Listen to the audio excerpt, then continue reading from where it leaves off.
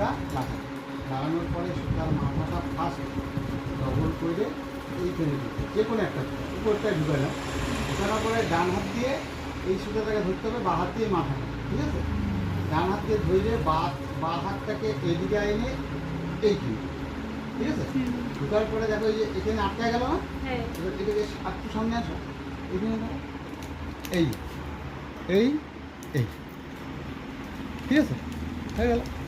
আর এইটার কোনো ভ্যালু নেই, এটা আমি খুলে দিই, এটার দরকার নেই, এর কোনো ভ্যালু নেই, এই, ঠিক আছে? এইবার এইটাকে উপরে উঠে গেল, এটাকে বলে টেক আপ লিভার। এইবার টেক আপ লিভারের প্রয়োজন,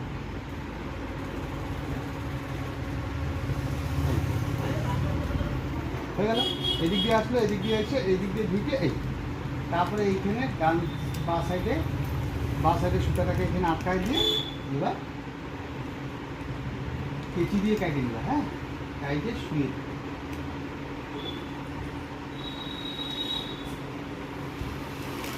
সুচে ঢুকলো, সুচের সুতাটা এরকম থাকবে, হ্যাঁ। এই অবস্থায় কিন্তু ঘোরানো যাবে না মেশিন, ঠিক আছে? এবার ববিন কেসটাকে এই দেখো, ববিন কেসের সুতাটা এখানে পেঁচাবা বা এখানে পেঁচাবা, দুই জায়গায় পেঁচানো যায়। সুতা পেঁচায় নিলা, পেঁচানোর পরে কীভাবে পেঁচাতে হয় এটা আমি পরে দেখা দিচ্ছি। এই উপরে থাকবে সুতাটা, উপরে অবস্থায় বাঁ হাতে ববিন কেসটা নিয়ে ওর মধ্যে বসায় দিয়ে এবার একে এরকম করে এই যে চেরাটা আছে এই চেরাটা বের করে পিছনে দিয়ে দিলাম। ডবল মেশিনের এই পিনটা লক হয়, এইখানে দিয়ে বসায় এই পিনটা তোমার দিকে থাকবে, খেলা দিবে দিয়ে এবার সুতা এভাবে তুলে চাপ তুললাম, দিয়ে দিলাম দুটো সুতায় পিছনে, কাপড় ভাঁজ করলাম, এখানে লাগায় সেলাই শুরু, হ্যাঁ। এইটা দিয়ে তাপ অটোমেটিক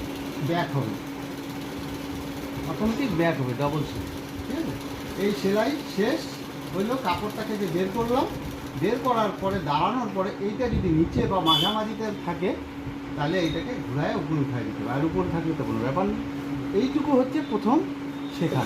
তাহলে পরবর্তী কাপড় লাগাইলে, এটা উপরে থাকলে পরবর্তী কাপড় লাগাইলে সেলাই সঙ্গে সঙ্গে সুতাও খুলবে না, টানও পড়বে না, কোনো কাট মাইরে এই সেলাই করলাম, খুলবে পুরা কাপড়টাকে এই বের করে দিলাম, বের করে দিয়ে এই নিচে আছে উঠায় দিয়ে এইটা শেষ, ঠিক আছে?